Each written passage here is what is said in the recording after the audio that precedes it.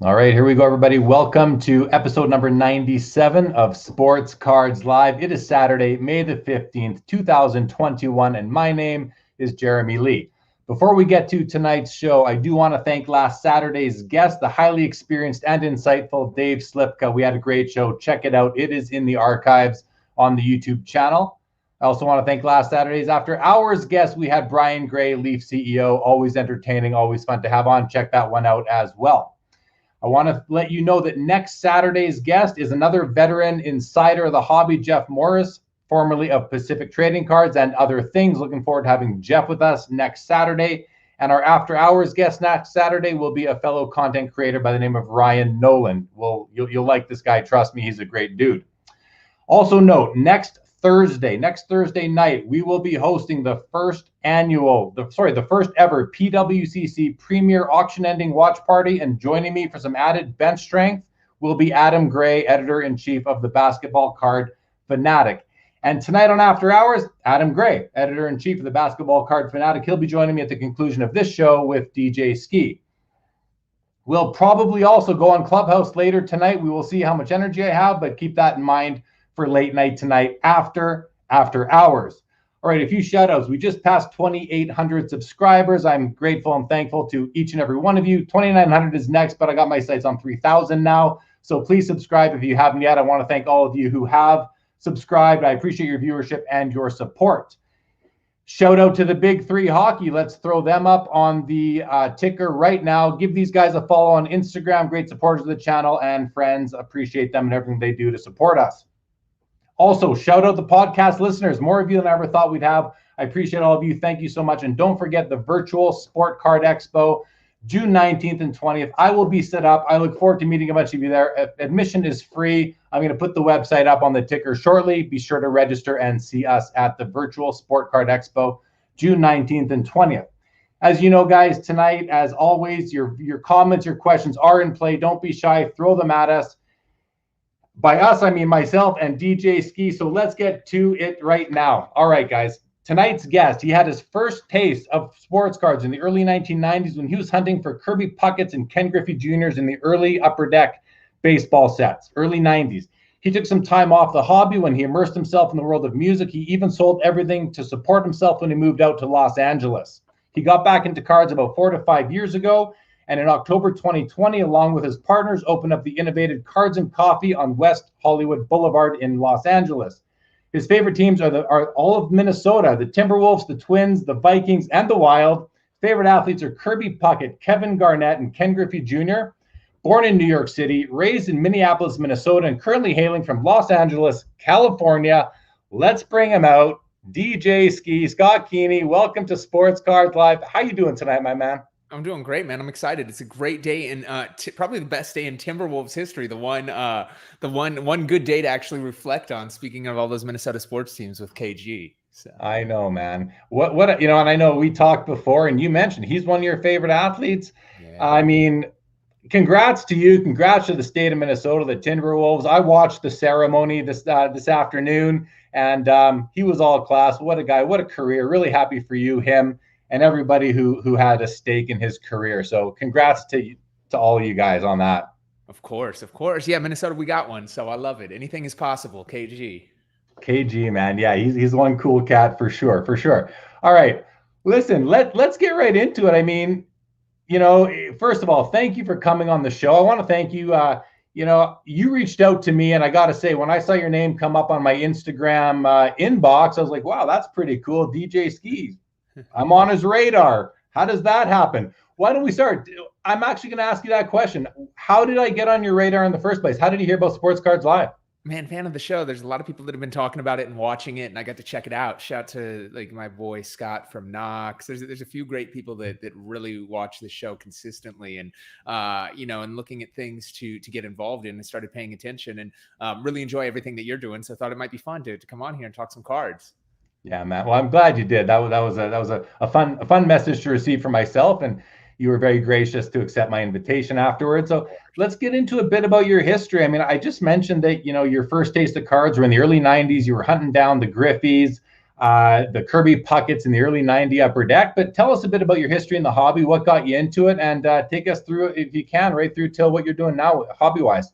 Sure. So I moved to Minnesota when I was about 5 years old, and my first memory of sports was the '91 Twins. So, which is like 30 years ago now, which is crazy. So, like ever since, like I was fortunate enough to go to those World Series, and that's kind of what got me hooked into sports. So immediately I dove into everything around sports culture, and sports cards it was the heyday of that, right? Like that's what was happening. And that was the easiest way for me as a kid to connect with my favorite sport. So after that, I was just running around to all the hobby shops, every day. I was fortunate enough when there was one, about a block and a half from my house. So I just would hang out there, and it helped, teach me a lot of entrepreneurial skills. Right? It was my first business. I was trying to sell things off of my porch or in my garage. Right. And, probably not that successful at the time, but a lot of good learning lessons. I mean, there's a lot of great learnings that kids can have for life from cards, right? Like you can get really excited about ones and overpay and fall into the hype. You can be really strategic. You can,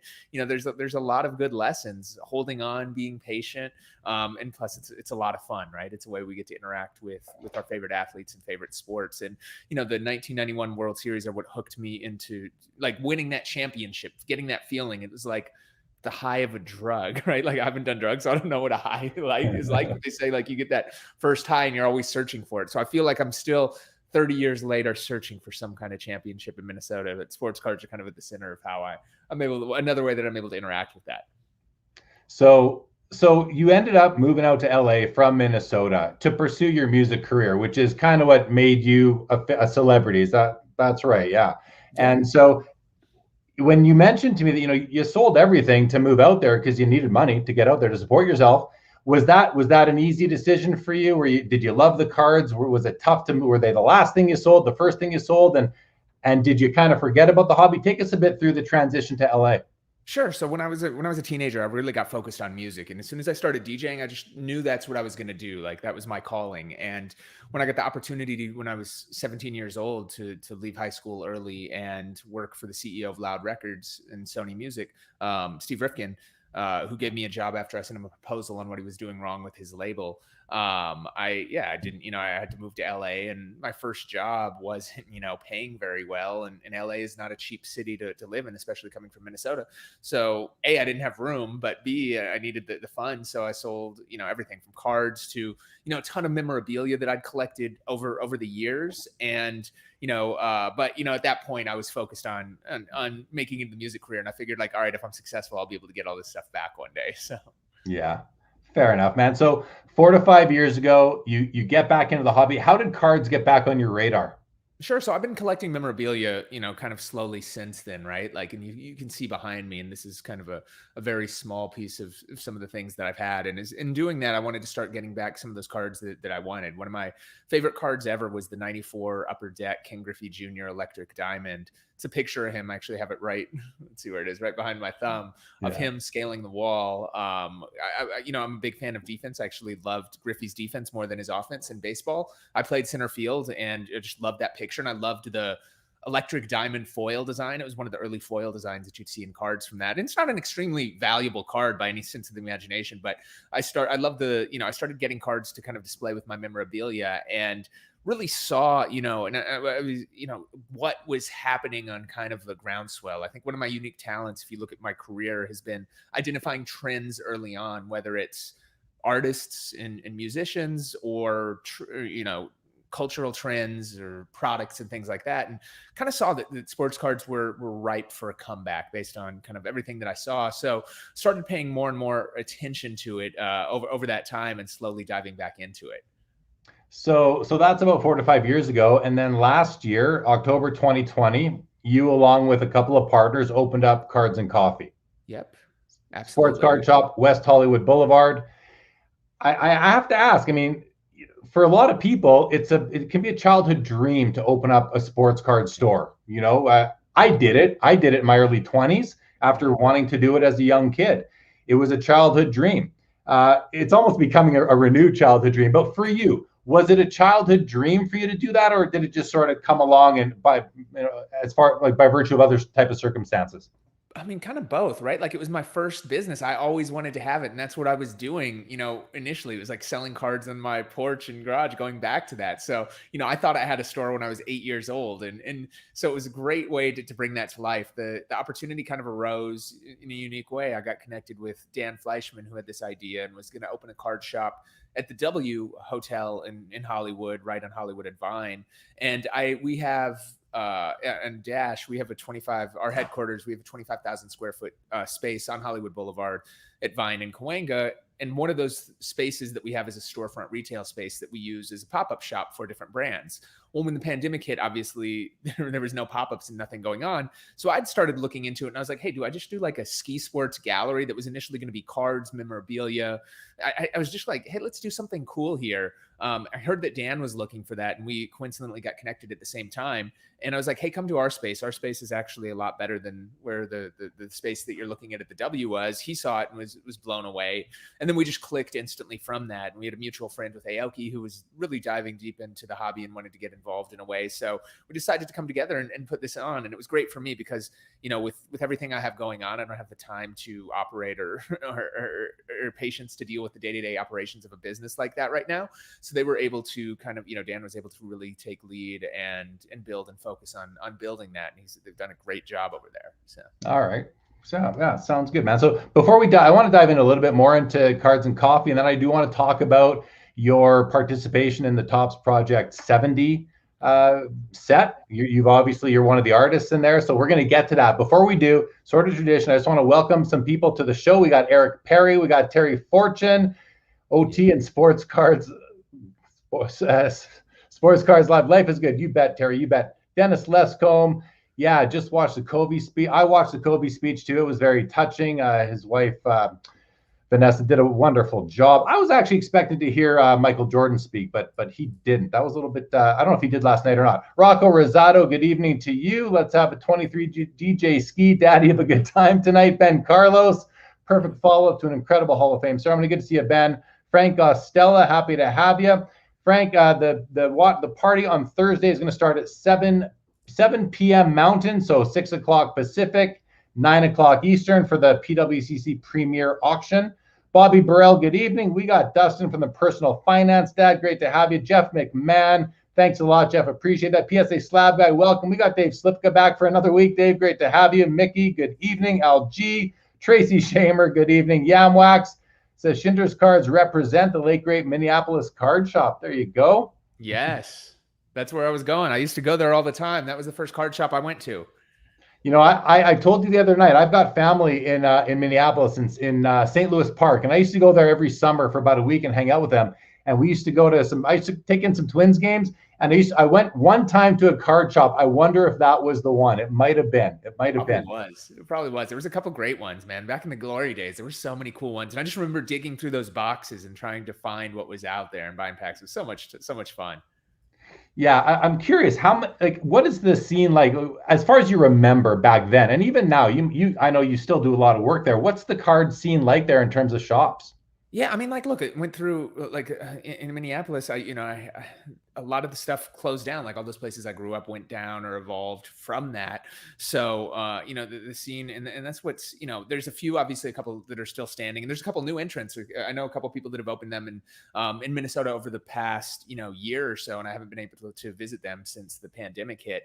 And I think you're going to see a whole resurgence, a whole new generation of stores, and that's kind of what we tried to do with Cards and Coffee. I think that if you look at a lot of the legacy stores out there, they're great, but we think that there was also room for a card shop that appealed to this type of demographic and generation. And that's really where we tried to kind of play with Cards and Coffee. We have great relationships. And for me, we work, across borders with everybody. And, we tried to create something really unique for this very specific demographic. It's, one thing that's really important to me is embracing and bringing in other kids and new communities to the hobby, to showcase them and to, because it's a passion of mine. It really helped me out in my life along the way, and it's tremendously fun. And, I want other kids to experience that same magic. So it was really important for us to reach out and kind of connect with this generation and the touch points and the places that they live.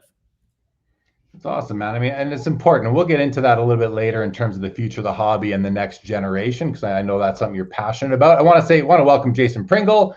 We got Joseph Polanski says Aaron Rodgers just retired. Don't know if it's true or not, but hey, Hope thanks for the so, as a information. Vikings fan. Yeah, there you go. Steve Sir, good evening. We got Card Canucks Charles here, JSUT, good evening. Sanderson to Orr, Steve Foley in South Florida. Zach Danner is here. Steve Tingwald, what's up, party people? Colin Murray, good evening. Chad Shipper reminds everybody to hit that like button. Greatly appreciated. So does Bobby Burrell. Thank you, fellas. Much appreciated. So I'm going to call you Scott. Scott, tell us a little bit more about the part. So you said you kind of hooked up with Dan Fleyshman. It was his idea. You partnered up with Steve Aoki.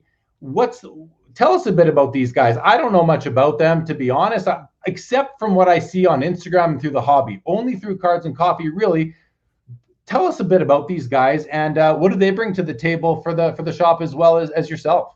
Sure. So Dan, I got connected with, he's a serial entrepreneur, and, he had been exploring opening a shop as he had kind of the same vision. He saw there being an opportunity to reach a new demographic and go into new areas with the hobby. And that's really what he was focused on in terms of the market. He'd been going to the National the last couple of years and amassing, he has a crazy collection. So if nothing else, it was a great way for him to display, 7 figures of cards that he has. And Aoki is a mutual friend of both of ours. I've known Aoki for probably 15 years, 16 years. And Dan goes back with him coincidentally. And Aoki really started getting into it. And obviously Steve has, massive just visibility worldwide. And Steve's real background, he started to get into sports cards, and, his real sweet spot is the other side too, is like the Pokemon cards. That's what he grew up with.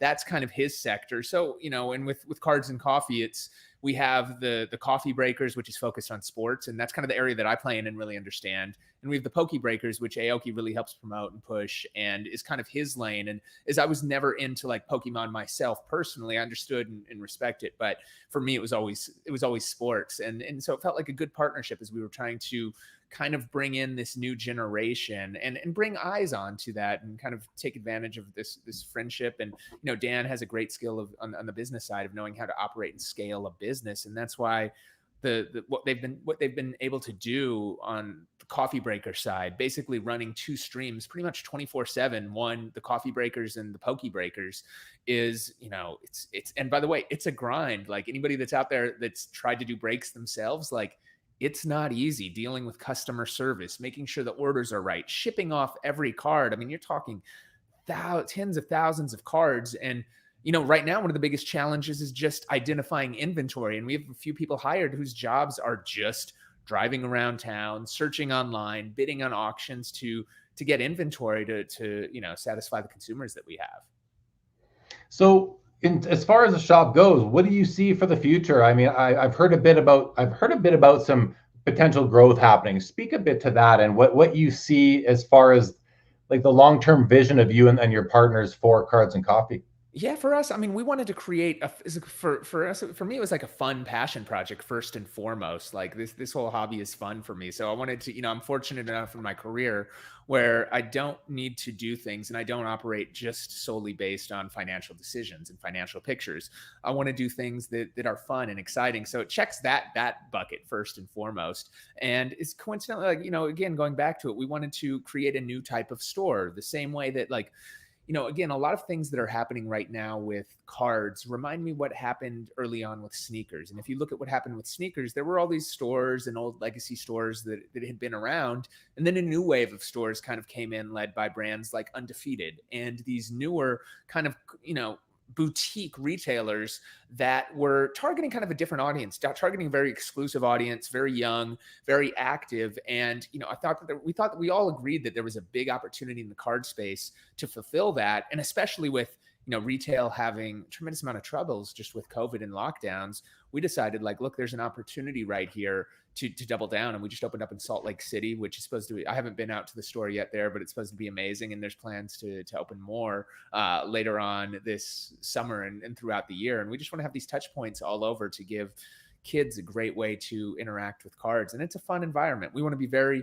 welcoming to everybody. We don't want it to be intimidating for people to come in. I think that there's a lot of places that might, be almost like you almost have to know before you get in. We think it's important to be very accessible to people that don't know about cards and want to walk in, as well as have, you know, the fun goodies for all of us card nerds to geek out on. Yeah, just to gawk at them too, right? I mean, I know you guys have some pretty nice cards on display there.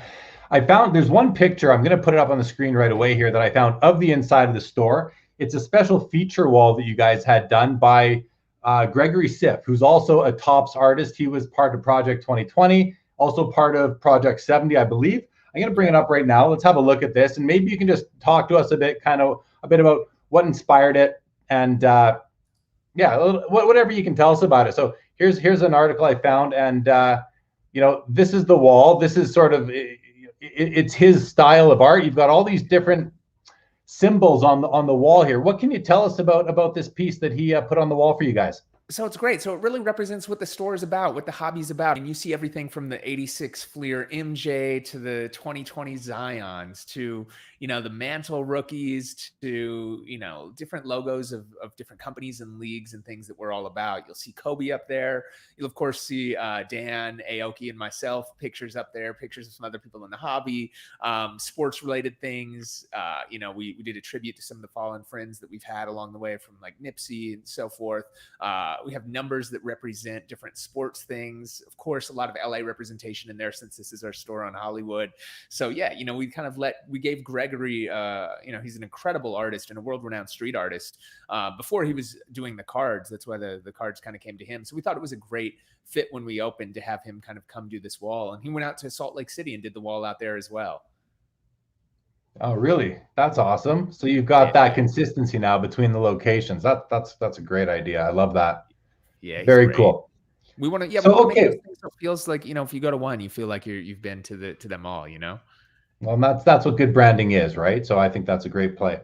Okay, so let's segue into what you're doing with Topps and Project 70 yourself. So before we show a few of the cards you've done, tell us a little bit about how you got involved. How does that work? Does Topps reach out to you? Do you reach out to them? Is it a referral thing? What's that process like for a guy like you to get involved with a project like Project 70? Sure. So I'd known a bunch of the artists that were in it last year. And when I first saw the announcement, I think it was like February of last year or early 2020 of Project 20, I thought it was a genius. I loved the concept, as I'm a big art collector as well. And I loved the concept of taking these classic baseball cards and getting artists to reinterpret them and put their own ways on them, and creating these like premium, higher quality stock things with it, and kind of merging these worlds. So I was naturally a fan of the project. Like day one, when I saw it, I was like, that's super like genius idea, something that everybody else is going to copy. And I think the depictions came out crazy, and ended up connecting with Topps, and they asked me to host some artist interviews last year for them. They wanted to start introducing these cards and these projects to fans of I guess the artists, and to also giving them like this kind of breakdown on who these artists were. So I came in and, you know, we started doing interviews. I think the first one was with Mr. Cartoon, who's like a big brother and mentor to me. He was one of the first people that took me in when I moved to LA and really showed me the ropes. So we have a long history. Got to connect with people like Gregory and put him on, Sophia Chang, incredible artists like JK5. Like, it was really fun. And as they were doing that, I of course interact with Topps, and I was like, I love this project. If you guys ever do anything like it in the future, just let me know. Like, I would love to get down. And then they were like, well, next year, here's what's coming if you'd be interested. And then I was like, yes, absolutely. And, you know, it took me a second. Then it jumped in. I was like, all right, I've got to really figure out a theme to make this unique and fit me. And that's kind of why I went with this for all my cards, this like remix with music, culture, sports, combining all of those at that intersection. And it's played out perfectly. So let's take a look at some of the cards that you've done. I know you did, your fourth card just dropped, I believe, about a week ago now. It was the Honus Wagner. Yeah. But before let's look at the other ones up first. So they're all going to show up on the screen at the same time here. So I believe the first one you did was Byron Buxton, then Satchel Paige, and then the Babe Ruth. So take us through these cards and just give us a bit of an explanation as to what inspired these specific designs on each card. What are some of the elements in here that really are special to you? Sure. So with me, I came up on the DJ side in the mixtape era. So we'd have to design our own cover in Photoshop and do like these really, graphical things to get people's attention. It was like making a CD cover to get people to buy that. So art has always been kind of in my blood. And when I got the opportunity for Topps to do this project, I didn't think it would make sense if it was just like me drawing art. And I didn't think consumers would understand like, wait, why is he doing this? What is that? What does that represent? And for me, I was like, well, I was like, all right, I need to remix all these cards with music, right? Like that's my foundation. And the people that don't know me, it's obvious me being a DJ, putting a music theme in all these cards made all the sense in the world. And it was funny because I remember I came up with the idea for it. And then 2 weeks later, one of the Project 2020 cards dropped. Don C dropped a card of Doc Gooding as Dr. K instead of Dr. Dre. And I was like, no, that's my idea. Everybody's going to think I bid him for it. But Don's my guy. And, he was doing pop culture things. So he did one music one. But that theme kind of just was a natural fit for me. So what I wanted to do was take, players and artists and put them together, but really like dive deep in the stories. So the interesting thing about this project is that Topps gives you a list of the players that you can work with. Of course, there's any player that's current, that's covered by MLBPA rights, and then retired ones, they have to go out and get the rights. And they have the rights for a majority of players out there. So when I got this list, I was just like a kid in the candy shop, right? Like I was able to, and I remember I dug through it. I was like, all right, I got my list. And then I sat back and looked at it and I had like 100 players that I'd chosen. And I was like, oh, the toughest thing is going to be cutting this down because, it was so much fun. So I really delve into ones that told stories for me. So the first one I dropped was the Babe Ruth one. And that Babe was important to me because it paired, I tried to pair for my first card. I wanted to do it big, the most famous baseball player of all time with the most famous, probably rapper of all time, Jay-Z. So it's themed with Jay-Z's Blueprint and a little, homage to Reasonable Doubt, his debut album on there as well. That's why it has the blue theme.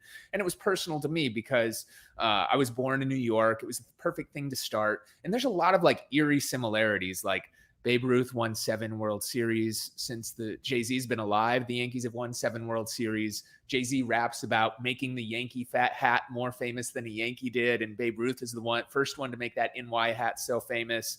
They're both like kind of the undisputed. There's so many, they both wore like the top hats and, have their famous pictures with cigars and like all these layers. So it just felt so good and so right for that. So that was kind of the inspiration for the first one. The second one was Satchel Paige and Nas. So growing up, I did a report on Satchel Paige, and that made me just, become one, a super fan of his. What he did statistically and in baseball is second to none. I mean, in my mind, he's the greatest pitcher of all time. And, a lot of people don't know who he was because he didn't make it to the major leagues until he was in his late 40s because of segregation in the Negro leagues. And I thought there was a great kind of story to tell with, Nas and Illmatic being probably the most iconic hip hop album of all time, and kind of pairing those two. There's again a lot of different similarities. And then for my third one with Buxton and DMX, I needed to, of course, do a Minnesota Twin, as that was my lifeblood. And Buxton was off to just such a strong start of the season, and DMX had just passed away. So I wanted to pay tribute to him for that and pay tribute to DMX's first 2 album covers. And like coincidentally, again, when you start digging in, like there's always something eerie in these signs that point you that this is right. So they both happen to be like Buxton and DMX. I was looking for somebody with an X in their nickname or name.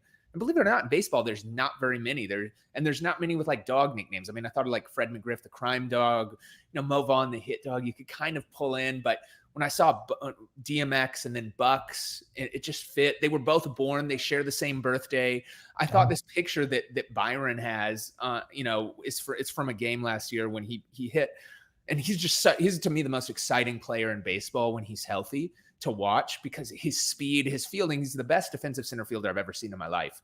And the picture was so much emotion. It was a big Twins game when he beat out a routine ground ball single for a game-winning walk-off run. There was 2 outs. He hits a single. There's a runner on third, and he beats out just this thing. And the emotion there reminded me of DMX. So, I really try to play homage to that. And I also do these really cool playlists with each card where I break down all the inspiration musically from that with this playlist and talk about all of the kind of the hidden things in the card. Like in the Satchel-matic card, we'll put 5 mics hidden. There's 5 mics hidden in that because Illmatic got 5 mics, which is like the best review that an album can get in hip hop. So you scan the QR code on the back of them, and it actually takes you to a unique playlist that breaks down the card. So it really brings the card and the stories to life. That's really cool, man. Ben Carlos, who's in the audience, I put this up before, but he says the Buxton DMX and Satchel NAS cards are incredible. He goes on to say here, I was wondering what HOV album inspired the Babe Ruth, the Blueprint Reasonable Doubt is genius. So I think it's great to have you on here just to talk about this. And in a way, it's kind of too bad that you still have. Are you doing 20 cards altogether? 20 cards altogether. Cards. So you got 16 more to come, and we're only going to hear about 4 of them tonight. But why don't you, if you can you tell us what's coming down the pipeline? Yeah, I mean, like, look, there's a couple obvious ones. If you know anything about me, like, you can kind of guess a couple of the players in there. So, like, it's, you put together the dots. So I won't go through those, but I'm really excited because there's going to be, my next one drops. I don't think I've announced it, next Friday, or I should say this Friday now. So in about 6 days, and they're only available for 70 hours. So mark a timer on it. And this one's going to be really, really big. It's, it takes, one of the most iconic cards ever. There's, or one of the most iconic players ever, and takes kind of what their true rookie card is. For the first 3 cards that I did in my set, no artist had done them. Somebody has done this player has been done in the series, but nobody has done kind of a remix of this very specific like rookie card that I have in there. So I'm very, very excited. People are going to like it. And the music tie-in is, it's kind of coincidental based on name, but it's a huge artist. So I think people are going to go crazy when this one drops. But later on, I mean, we have so many fun things planned throughout the year. The biggest challenge is just figuring out which ones to do. I can only do 20, which sucks. I want to do 100 of these. Yeah, no doubt, man, no doubt. Well, we'll have to talk about having you back once this project is over, and then you can take us through all the inspirations behind all of them. So, can I take a guess at the card? Because I think I might own the card you're talking about. That is the one. I'm gonna just sort of put it up and see if I might be right or not. Oh man, am I right? That bad at hints? That's what it is. I got it right. That's the one. My lips are sealed, but I'm apparently pretty bad at being subtle with things. So well, it's a beautiful card, by the way. Beautiful card, right? Thank you. Yeah. So we're talking about the Mickey Mantle True Rookie, the 51 Bowman versus the 52 Topps, which is obviously among the most iconic cards. If not the most iconic card in the hobby. So yeah, and the 51 was first, right? Like that's what and it's almost cool, and it's been under the radar. So people might be wondering, how does Jeremy just have his Mantle 51 Bowman sitting there ready? It's hard to just have sitting there. I was like, Wait, what? I was like, you're not going to have it. I didn't think you'd be just sitting there with a 51 Mantle casually. Right. Well, because on After Hours, my show after this one tonight, with Adam Gray, we're going to be talking a bit about the Hall of Fame ceremony. So I pulled out a box of my best cards for that, and that card is like right at the front of that shoebox. So I hope so. Yeah, I was just ready to go. So that's amazing. I'm gonna bring the screen back on one more time because we haven't shown your most recent card, which is this one right here, the Honus Wagner. And I gotta say, I love this card. I love how he's wearing shades. Talk a bit about this one. Sure. So I wanted to do, when I saw the list, there was a couple players that I asked for. Number one was Satchel Paige, which I broke down because of that story. And they went out, and Topps actually didn't have the rights to Satchel. They went out and did it. So big shout to Topps. I mean, they've done a great job of coming through. And, we put in requests for people that aren't on there. And Honus happened to be on there. And so he was like a no-brainer. I mean, just being a card buff, right? Like the most iconic card in the world is the T206. And I have a T206 Cobb Ooze It back. I love the cigarette cards, and just like anything that old is so cool. And this is one card I don't have. I don't have a T206 Honus. So I'm like, all right, I'm gonna make this my own. And I thought it would just be so iconic. And when I started trying to figure what to do, I wanted to just keep that iconic card and image. So we do full size cards. So I basically laid it out. So it's the cigarette card, and the Honus picture is true to life of the real T206 card. But I wanted to have fun with it. I really wanted to make it lighthearted. So Honus is repping Pittsburgh, and probably the biggest musical artist to come out of Pittsburgh ever is Wiz Khalifa. And Wiz is a good friend. I've known Wiz for 15 years. He reps Pittsburgh better than anybody else. And he's made the theme song for the city that they play at every sports game, whether it's Penguins, Steelers, or Pirates, black and yellow.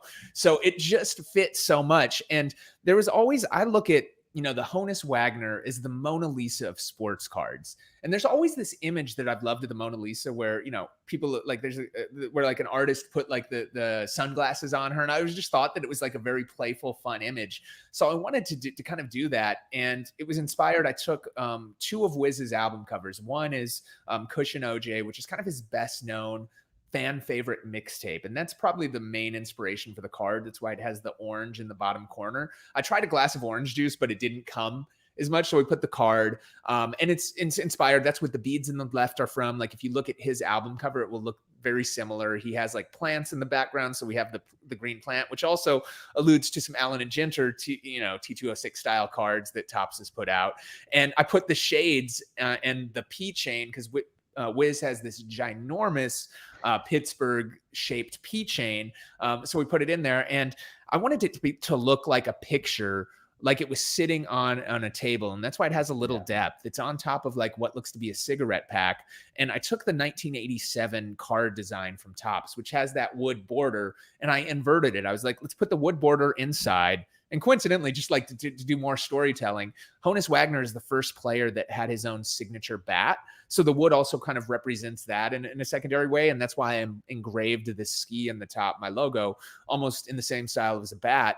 And so I inverted that. And then we put the black and yellow border, which is taken directly from Wiz's black and yellow album artwork. So that's how it came together. It just felt right. And it was really, really fun. And Wiz is just so chill and low key. I thought it would just be a fun project. So.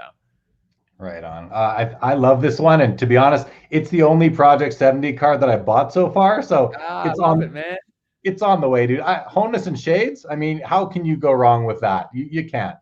So it's so excited about that. So right? Like I wanted to do something that just looks cool and is fun. And this one is real fun and playful. And then you like dive deep and you realize, oh, everything is there for a reason. It's not just sitting there for design. Like every little thing alludes to something else. And there's so many layers to it that we really try to storytell. And we try to dive deep and tell it on those kind of companion playlists that come with the back of the card. But if nothing else, it's just something really fun. And and my favorite feature about it, sorry, I didn't even mention this. So in that top border, I didn't want to leave it just as the traditional orange border. I wanted to fill it in with something. So it says two things. It depends on how you read it. And there's two buyers for this card. There's people that are sports card fans. So they probably see, like you see T206 above him. Now, if you're a music fan and a fan of Wiz, Wiz has an album called T-God. Taylor Gang is his kind of crew and album. So he has an album called T-God. So again, this just shows how it all kind of comes together. I was able to take like the T206 and write it in a way where the 2 can look like a G. The T and the O are obviously the same. And the D also looks like a 6 because it's in cursive. So that's actually my favorite feature on all the cards is that, it kind of shows you it appeals to both cultures and both worlds. And that's really where I'm trying to sit at the center with all these cards and all these projects that I do. Yeah, I love it, man. I thought it was so awesome. And I saw a picture somewhere where there was actually a slice of orange sitting on top of this sort of card. I guess that's how you were putting together the concept. And I can just see how you were inspired and then how you brought it all together. I think it's a wonderful looking card. I'm going to scroll down on your site here because you do show a bit about the companion cards. Yeah. So here we go. So tell us a bit about these two over here. Yeah, perfect. So we do on our own really limited runs of these cards that we sell kind of in this premium foil for the super fans. So the main Topps Project 70 cards are available for 70 hours and it's print to order, meaning that if, one person orders it, they print one. If 1 million people, they print 1 million. These are kind of different. We number them out of $3.99. And we put them in just like extremely high quality foil, high quality casing and packaging. And, we wanted to create something that's a fun kind of companion for the original. So if you look at the center one, that's the Babe Ruth kind of companion card. And it's inspired, called BR3. And it's inspired by, if you look up Jay-Z's Blueprint 3 album that was called BP3, which is the third of, the main card is inspired by Blueprint. BP3 is basically the same image, but instead of baseball equipment like I put in there, it's all musical equipment. And it has the 3 lines for that. Babe Ruth's number is 3. The card in Project 70 was numbered 3. So we created this really cool, that's actually my favorite card that I think I've done so far, is that Babe Ruth companion, more so than the other ones, especially if you see the other color.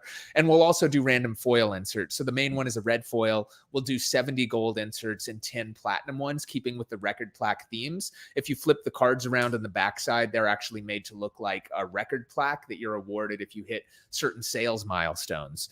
For the ones to the left of that, it's the Satchel-matic B-side. So the original Satchel card is the front of a cassette. It even has like the little price on, I'll hold it up. Yeah, you can scroll up. So it's basically the cutout of a cassette. So if you look at that, this one is the back of that. So it has the holes for the cassette, the back of the cassette casing.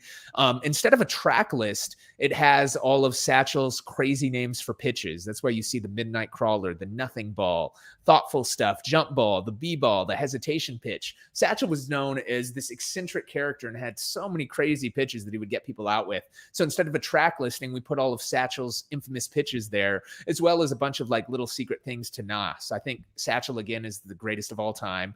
So there's a Nas album cover with him with this hood on. So we put a goat with the hood on and put SP instead of the Nas, and, put lots of little tributes that kind of combine for that. But these are just really high-end limited runs for the super fans and collectors that we just sell on our own directly on djskee.com, that we work really hard with. And just the quality, I mean, they're really like pieces of art, and we try to keep them super exclusive and limited. We've been fortunate enough where they've all sold out, in just a couple minutes every time that we've put them up. So they're really, really fun cards for those that want to dive deep. I didn't notice that it had the holes for the cassette on it. That is, and those aren't actual holes. That's just the graphic. But yeah, it's just the graphic. And then the whole card is foil. And again, it's the same different color foils. But if you look at the like, you still have like the sticker on the side. So it looks like it's a cassette. It looks like it's a cassette from, 1993. That's just awesome how it's really personal to you, and you're, bringing you to the card. I think that's really cool. Now that I have it zoomed in, I want to take another look at this guy here. I thought those 3 horizontal lines were to do with the E's in Skee. Ooh, it's a good one. Yeah, because I do have kind of my name. You know what? I didn't even realize that. I do have the negative space in my Skee logo, as you can kind of see up top. No, it's from if you look at the Jay-Z album, it's the Blueprint 3 album says, it says Jay-Z where it says Skee. It says BP3 where it says BR3. And he has pictures of all these musical equipment. So we put pictures. Of course, we can't use the official like names and logos. So it says New York, not Yankees. And because these we're kind of doing independently. And that's why you see all the, the baseball memorabilia behind it instead of the music one, and the same 3 lines that Jay has on the album cover. So, and is Topps okay with you and the other artists doing these companion cards? Do they encourage it? Yeah. So Topps has been great, right? Like a lot of artists did it last year, and they've supported it, as long as it's just other pieces of art that help shine visibility on the project. And we're doing these again, all out of $3.99, very limited. For me, it's just another excuse to create more cards for that. So it's super, super fun. And it's something for the super fans to kind of really dive deeper on a lot of those stories for that. So we're going to do it for not every card, but for a lot of the cards in the series. So I'm just going to go give a closer look at these other 3 really quickly. So there's the Babe Ruth. Mm-hmm. There's the Satchel. Now that we have it zoomed in, we can see it a lot better. Satchel-matic, that's so cool. And the Buxton. Yeah, that's great stuff. Guys, go check out his website. I have it streaming at the bottom on the ticker right now, and you can go watch where to go. This video right here as well. I did watch it. I don't remember exactly what it's about, but because I was late, but go check it out, everybody, along with everything else on DJ Skee's website. Okay, we're going to go to a few comments here, and then we're going to move along. So first of all, Joe says, appreciate all this intersectionality. Any plans for a tribute to Shock G in Project 70? Ooh, there's so many artists that I want to do. There's nothing on the radar yet, but I'm still filling out the list. I'm done with about 6 or 7 of the cards, and have ideas for probably another 5 of where they are. So we'll kind of see where they go. Michael Ham says, love Buxton, just needs to stay healthy, which I think is very true. He's so good. I mean, Buxton is just such an exciting player. And that's one thing. Buxton's a good guy. Like I've gotten, the pleasure of getting to meet and know him over the last couple of years. And I just don't think him being in Minnesota, which is a smaller market, he doesn't get the shine that he's really deserved. And, came out as this big prospect. And, I think they brought him along very quickly. He's still so young, but he's just, to me, the most exciting player to watch out there with what he does. Both hitting, I mean, anytime he hits it, he could hit. He was leading the leagues in home runs before he got injured. He's also the fastest player in baseball without question, and just the best defender. He's so exciting. So I also did this card, and I knew it would have a lower press run than others, but it was important for me, one, to do one for Minnesota, but to shine light on players that I also thought deserved it. So. Yeah, I think it's important that you do stay true to yourself. So that's cool. Speaking of Minnesota, I read somewhere that May 26th is a special day in Minnesota, right? Yeah. They gave me my own day. May 26th is DJ Skee Day. So it was, I was blown away when I got the news, and it's been great. I try to give back a bunch to the community as much as I can. It's so important for me to share that, my story. Like, look, if I'm just a kid from Minneapolis that made it and is living the Hollywood dream, and I'm not even that special, like anybody else can if I can do it. So it's really important for me to give back. And we try to do a bunch of things. Obviously, last year and this year have been a challenge with COVID. So there's nothing planned, but there's going to be some big things that we continue to do to support that in the future. What's the significance of May 26th? That was just the day they gave it to me. So okay. It was no specific significant day. It's just I happened to do there, and they gave me that proclamation. So that's cool. Well, congrats on that. Steve Sir says, hell yeah, fellow New Yorker. Again, you're born in New York, but raised and brought up in Minneapolis. Yeah, New York. He goes on. Where I was, that's where kind of I got, my initial hustle and instincts, and where, I was originally going to move to New York before Steve moved me to LA. So, and a lot of the New York hip hop scene is the people that put me on first. Sounds good, man. Steve Sir, good luck with opening your blaster of UFC Prism while enjoying Sports Cards Live. Good luck to you on that, Steve. And then Sean Robb, kind of an off-topic question, but branding, marketing, and I'm a hockey guy first, but I'm into all sports. I collect just about everything there is. What do you think? You see the question, what can the Minnesota Wild do to capture more hearts and minds? Have you worked with them at all? Do you plan to? Would you like to? Talk a bit about that.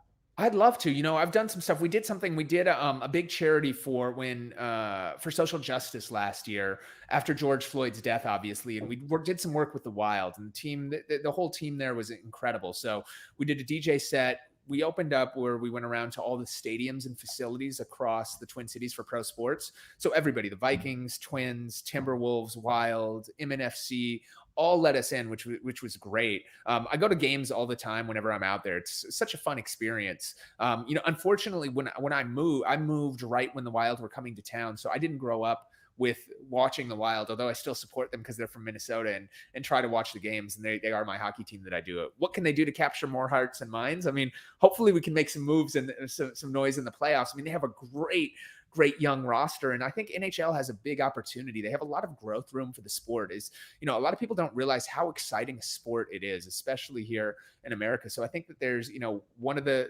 my other business besides Dash is Skee Sports, and we power entertainment for a lot of the NFL, MLB, NBA teams, and in certain leagues, like even Ice Cube's Big Three Professional Basketball League.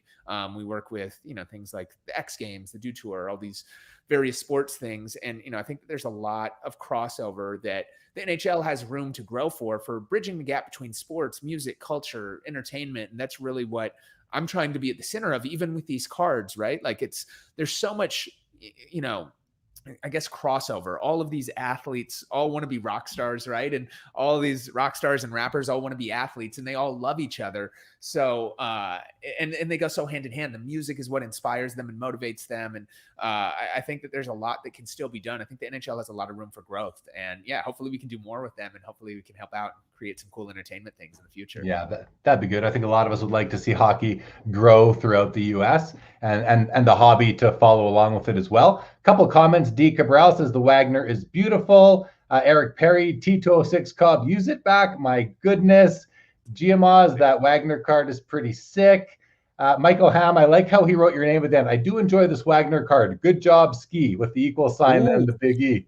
You know what's crazy? I've never written my name like that. With that, I'm going to steal that. Michael, thank you. I need to use that equal button on the keyboard. It's so obvious. I can't believe I haven't figured it out. I'm going to steal that, but thank you. Right? I think he nailed it there. Good job, Michael Ham, fishing and sports card hobbyist.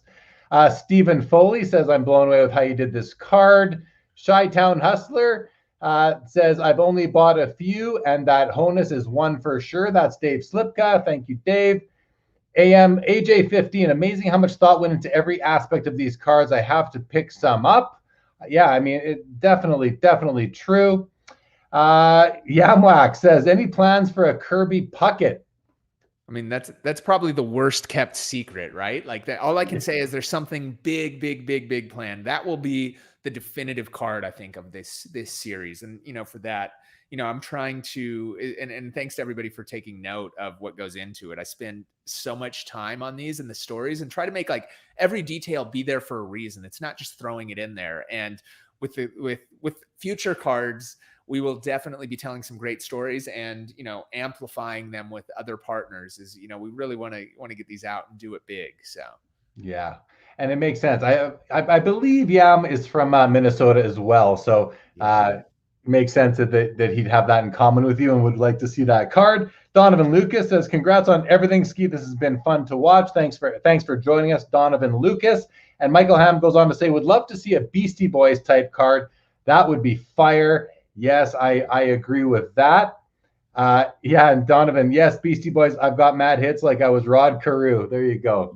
Gregory Siff threw in, he did a Rod Carew card, and he threw in a little Beastie Boys homage to it. So shout to him.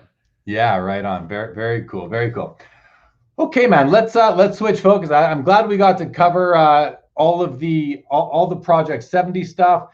Let me ask you this. I think we talked about it already, but the Project 2020 that predated Project 70.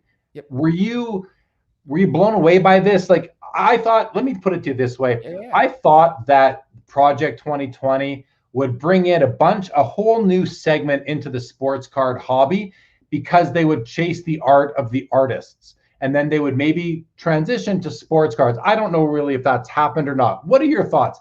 Did that happen? Could it happen? Speak to that if you can.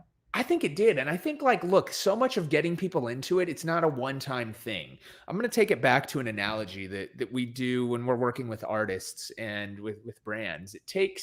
There's studies that show it takes about 8 times for somebody to see something before it registers. Meaning, if you're a new artist, if you're introducing a new product, you need to hit it over their head. And I think Project 2020 is going to play a lot more role than all the people that I do think that it brought in, because I think it was the entry point for a lot of people to start paying attention. Even if they didn't buy it, even if they didn't get in yet, it's like one of those things where it's like, all right, cards are here. These are cool. This is back. This is what's happening. This is what's doing it. So I thought it was a phenomenal project. I mean, I personally have counted, I think I have like 100 something cards from the set that I purchased last year. And, it's been interesting being involved now as an artist on Project 70 and seeing kind of how it's a very different, it's a very different audience that's super loyal and super kind of dedicated towards that. But it's its own kind of niche within the sports card community, and it kind of lives as an outlier. And there's some crossover, but there's a lot of people from the traditional hobby that aren't into it. And there's a lot of people that are just into Project 70 that aren't into the traditional hobby. So it's kind of sits in this middle ground. And there's a lot of people that I talk to that know and that are into cards and that are supporting and buying. And then there's others that just aren't into it, that just buy the traditional rookies and all those things. And that's fine. And I think that there's room for so many different types of collectors, but I think it has, not only brought in new people from directly those cards, but it's also making it more accessible and introducing it to new people. And it's going to be one of those moments that helps push that boundary. And I think people are going to look back on it. And I actually think that all of last year's cards over time will have value, as I think that there's going to be a lot more cards that you start seeing beyond just sports, with different musicians, with different celebrities, with different, brands and things, with artists. And I think a lot of people are going to look back on Project 2020 as one of those real early things that did that. And of course, I could be totally wrong. They could be worth, nothing, but I am bullish on them. I think long term, I think that people are going to look back and see what the impact that it had in a big way. All right. Sounds good. Andy Mack says Prince and Puckett. I mean, that's kind of an obvious potential. Yeah, that'd be crazy, right? Shout to Andy. Time will tell, Andy, and Skee. Time will tell. Aaron, Tom, back to Cards and Coffee. Where is the third store going to be located, or is there a third store already? Yeah, we're working on it right now. I don't think it's been announced quite yet. We're close on a couple, but hopefully we'll be making it out to the East Coast soon. So All right, should be there fun. you go. Trying to, There you go. trying to Little control hint our there. schedules. And Toa Hang, welcome to the show. Says, I think the way Skee explained it helps people in here appreciate the cards even more. Most people don't understand the technique and reasons for certain things in artwork. Yeah, exactly. I think that says it well. It's the benefit of having you on here to talk about what was going through your mind when you were creating all these designs. Okay, let's switch it up. I want to get into a bit more about sort of yourself, what you're collecting, and how that translates to sports cards. Again, this is Sports Cards Live, but I do like to dive into kind of the psychology behind and the parallels between, say, sneakers and sports cards. So you have a serious sneaker collection, is my understanding, and you've got a serious sports card memorabilia collection as well. What similarities do you see between sneakers and sports cards, and what advantages or benefits, or what do you like better about one versus the other? Sure. So, it's funny because I've been, one of my other passions in love was sneakers, and that's how I actually made a lot of my money when I moved to LA originally. It was, I wasn't making enough to afford my place, so I was buying shoes from Europe and importing them over here, like different colors of Jordans and Air Forces. And I actually met a lot of artists that way. I was selling Fat Joe his shoes and a lot of these guys in that, and I was just doing that so I could also afford to pay for the shoes that I really wanted. I'd buy, 3, sell 2 so I could keep 1. That was kind of my motto. And I was fortunate. And this is before sneakers were really cool, and had, I did a documentary called Sneakerheads that's become kind of like the de facto documentary on kind of what the whole sneaker culture is. I was fortunate enough to be, the first investor, one of the first investors in StockX before it even had the company even had a name, and watch that growth as they're, the news states that they're planning for an IPO this year. So I've been fortunate enough to be, watching that rocket ship and just see how that industry has evolved from something that was underground and on like very similar to cards on these small forums. There was like Nike Park and Nike Talk and these small kind of sneakerhead forums where we all would connect and to watch it become mainstream. And I think you're starting to see a lot of that happen with cards. And there's a couple different reasons. One, the sneaker scene has become so saturated right now. Like, it's become so big, there's just not as much room for growth. And unfortunately, it's been taken over by bots who are buying up every shoe. You can't even get a rare pair of shoes that you want because there's a million bots vying for it at the same time, which is a big issue. It's keeping a lot of people out of it. Prices have gone up, and you're just not able to jump in at the same level. Meaning that I think that industry is going to continue to grow, but it's already so big. There's, it's going to just continue to kind of mature. It's not at the same velocity it did before. I think sports cards are in a different place, or similar to that early on. There's still a ton of room for growth. A lot of these places, like, look, there's no StockX. It's still eBay is number one. There's a lot of marketplaces coming in. I mean, look at the amount of startups that are being formed over the past year in this space, and it's phenomenal, from grading to marketplaces to back-end technology to companies that are powering insurance to fractional ownership. And I think we are just so early on in this sports card world. And I've seen a lot of people and a lot of kids that were into sneakers, is there's a very big overlap, right? Like, there's sports first and foremost. People are buying sneakers because of Michael Jordan and Kevin Durant and their favorite players. They're buying their signature models. So it's kind of the same for sports cards. And for a lot of these kids who are hustling and making a living flipping shoes, waiting in line, now they're moving into cards, which are a lot easier to sell. They're more liquid. You don't have to worry about sizing. You can, with obviously grading, they're serialized and authenticated. You know it's authentic. So I think that, and there's also a lot more room to play with. You can go out and buy cards and make a bet. If I think that, Wander Franco is going to be the next superstar, I can still go out and buy those cards right now, right? And I can make educated gambles on players. There's a lot more room in kind of the space for that. So that, and I think that, you know, is the sneaker market is kind of maturing, that a lot of those people are going to start jumping over into cards.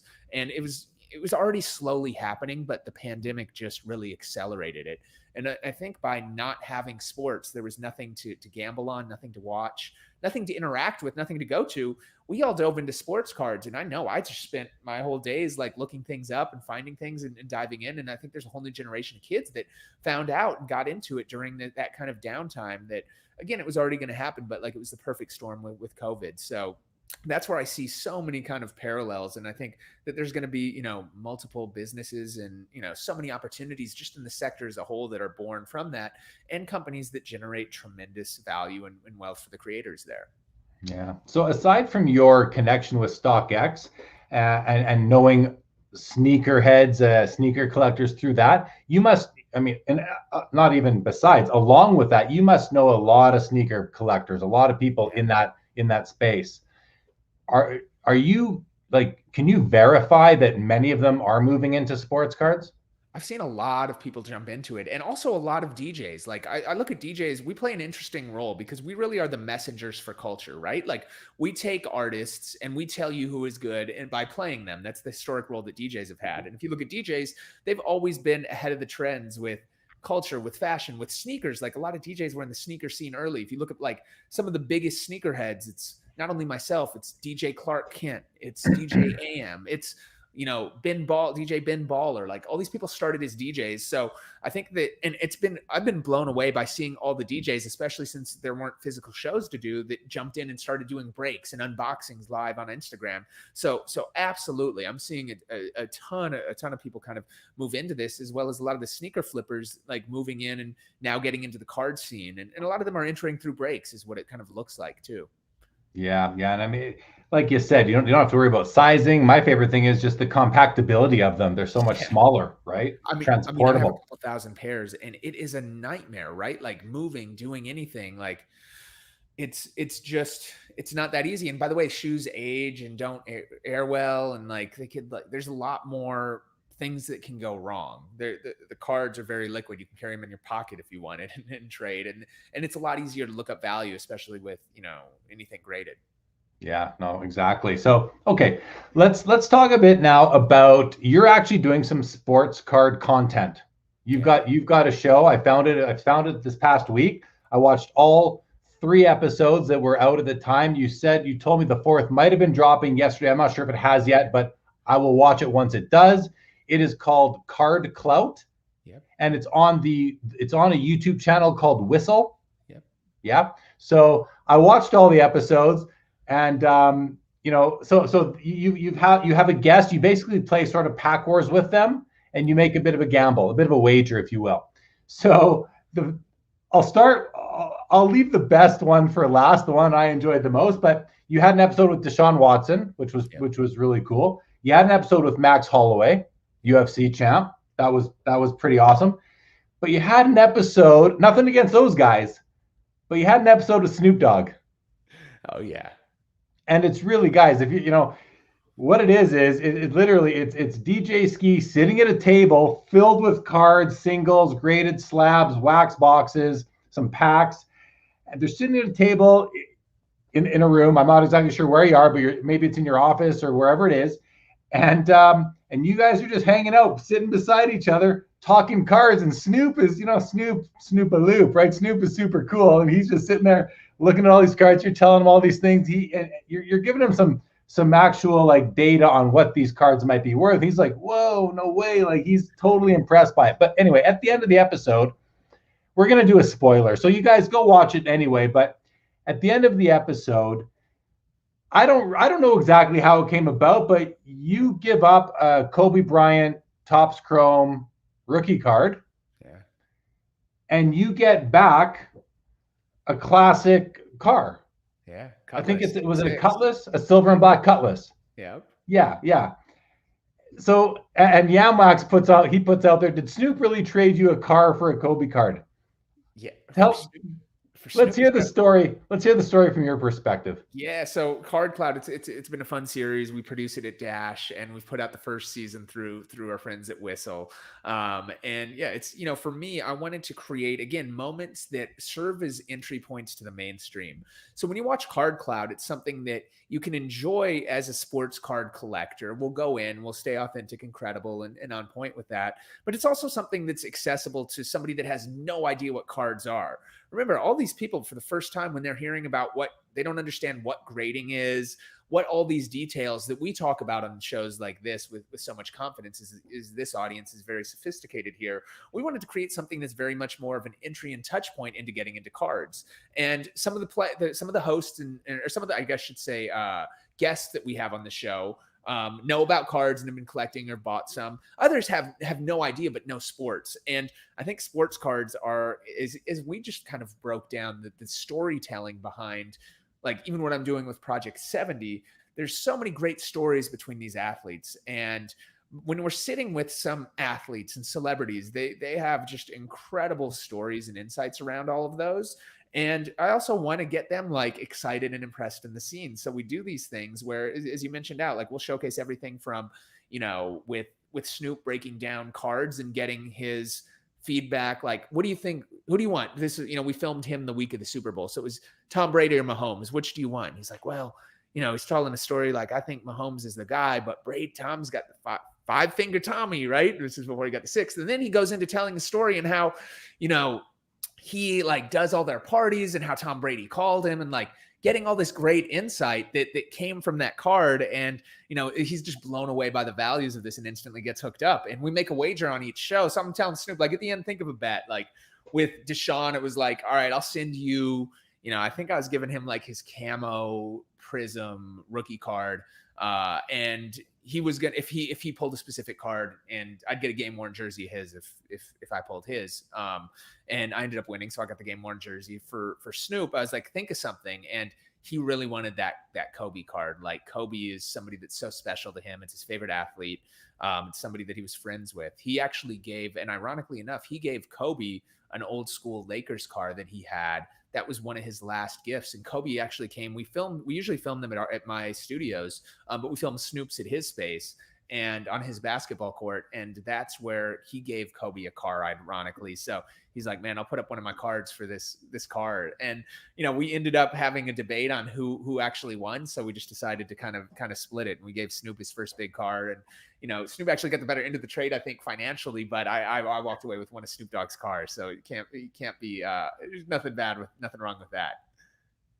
Yeah, I mean, I got to tell you, I watched that episode, and at the end, I was just ear to ear smiling, loving it.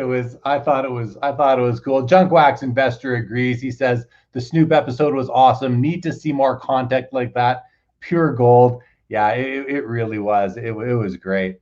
It was just fun to watch. So what's the plan for Card Clout? Keep on going, more and more episodes? Yeah, you know, we're going to do more. It looks like with Whistle, they want to produce more. So we're excited with that. We're going to keep that going. We just put up episode 4 yesterday with Jason Concepcion, who's a big NBA writer and host, and really, really good insights. His is really, really fun because he has so much knowledge on that. We're just trying to get all these people at the center of culture that know sports. He's a big card guy in general anyways, and he brings in some crazy stuff, like some 1940s Wizard of Oz cards that we start talking about. It's a fun episode. And he's a big Knicks fan. And I hope none of you guys out there know any Knicks fans, because I just can't hear anything but the end of them right now, because they actually happen to be winning for once this season. So it's all they want to talk about. So we go through that, and it has some fun, but he's great. So yeah, there'll be many more to come. So stay tuned. Any future guests or Pack War contestants you can tell us about? You know, we haven't booked it yet. So we've just got to shoot. And I've just been so busy with all these other things. I'm a little behind. We wanted to get them out a little faster. It's also been a challenge with COVID and getting people in and doing that. But it looks like all the regulations are finally coming off here. So I think we're going to be able to amp up the velocity of how we release them. We've been doing about one every 5 or 6 weeks or so. But we'll get to a much better cadence. I mean, our goal is to do one every week or two. So. Well, you know, I don't know what the lowest level celebrity is. Maybe it's a Z level celebrity. Maybe where I am. So I'm like a Z level celebrity. I'm willing to come on if you ever need somebody. I'll put it out there. I love it, man. You better find a car to trade or something. Maybe I'll get one of those jackets. I like that upper deck jacket behind you. Yeah. Okay. Well, we'll see. Well, it depends what you're going to put up for sure. Yeah, let's go. All right. I like this. Sports card seller says, at this time of night, shouldn't it be called beer and cards? Yeah, that's a good point. Good point.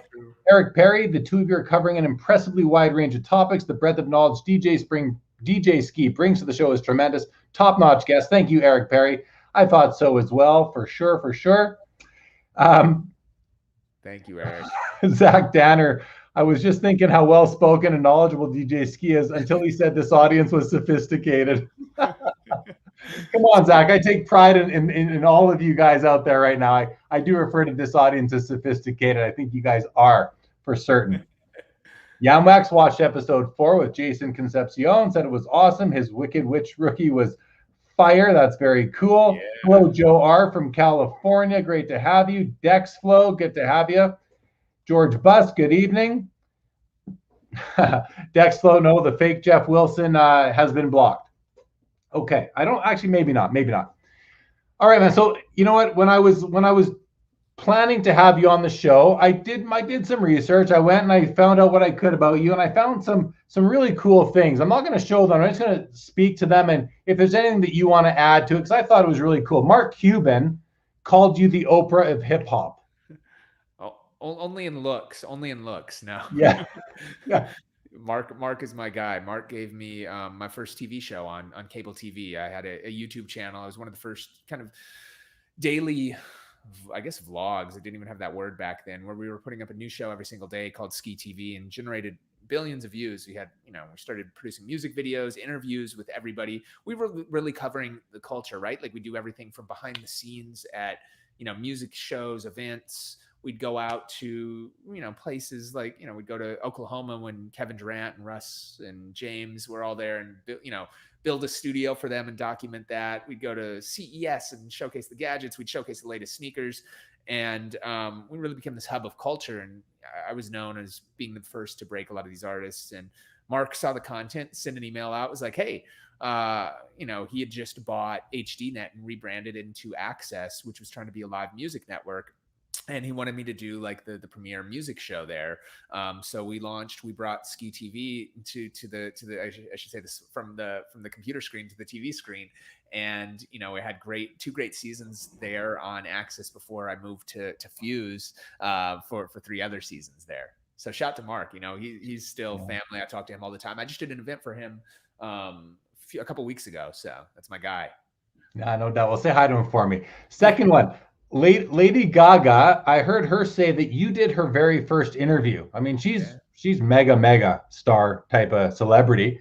Tell us a bit about that. She's done all right. Yeah, I'm fortunate enough in my career, especially, when I've always had a love for introducing and kind of breaking people, introducing the world to people. I think one of my special skills is identifying trends, artists, and talent early on, and taking things that are already going to happen. Like Gaga was going to happen with or without me. It's not like she did this because of me, but she was about to be at this inception point, and I put her on Kiss FM, which is the biggest radio station in the country where I was at the time, and kind of did her first interview and helped break her. Same with like Post Malone, Travis Scott, Kendrick Lamar, even Bieber first, right? Like all these guys and girls early on, I've been fortunate enough to do. And I think that's kind of what my unique skill is, right? Like, and that's what I'm trying to do with even the card world is introduce it like this thing is already happening, but introduce it to a different audience in the mainstream. I think I kind of played a small role with that as sneaker culture evolved. And that's what I'm really trying to position myself in kind of this